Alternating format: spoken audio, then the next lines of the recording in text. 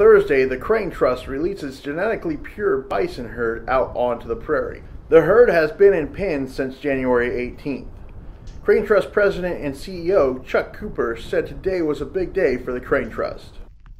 Well, this was kind of an actually emotional day for me. I mean, this has been a 2-year process that we gone through to get bison here, and you know, then we got them in the corrals, and then we had the floods and the ice, and you know, it hasn't been a real easy, I was going to say smooth, but it hasn't been a real easy transition.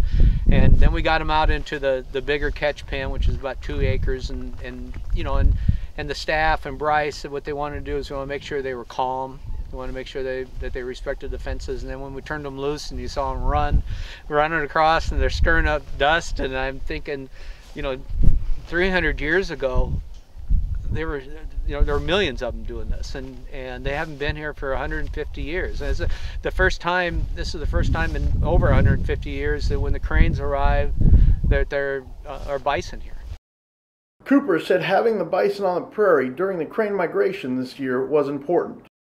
We pushed to get it before crane season, you know, this year, and you know, we were trying to hurry it up. And this wasn't, you know, I mean, you know, there's the politics of bringing in bison, there's the public side of bringing in bison, but there's also a financial side of bringing in bison. You know, there's about 1,200 acres of bison fence that had to be installed. There's the buying of the bison. There's the building of the corral and the whole catch pen system of bringing in people that understand bison. And so it was not you know, we're not a big organization. We got 10 employees. And so financially it was a real challenge, but I think it was absolutely worth every penny of it. Crane Trust Senior Director Bryce said this is only the beginning for the bison. So they're in one part of the whole bison perimeter fence right now. So what we're looking at is keeping them here for a month, and then we'll introduce them to the other 800 acres, if you will. And with that being said, we'll be looking at how they do on the other parts of the prairie that they're going to be allowed to be on, and then we're setting up monitoring research right now. So we're just scratching the surface on bringing the bison back on our property. Cooper said having the bison in the prairie is the right thing to do. Our intent is every day to do the right thing. Do the right thing for the land, do the right thing in the science, do the right thing for the community. And I don't think we ever lose sight of that. You know, we're not always as successful as we'd like to be, but the intent is always to do what is right, and this is absolutely right.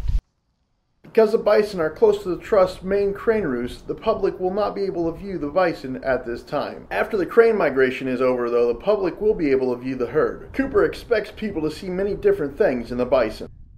It's going to mean something different to everyone, I think. You know, to us, this was the prairie is a puzzle, and this was one big missing piece of that puzzle.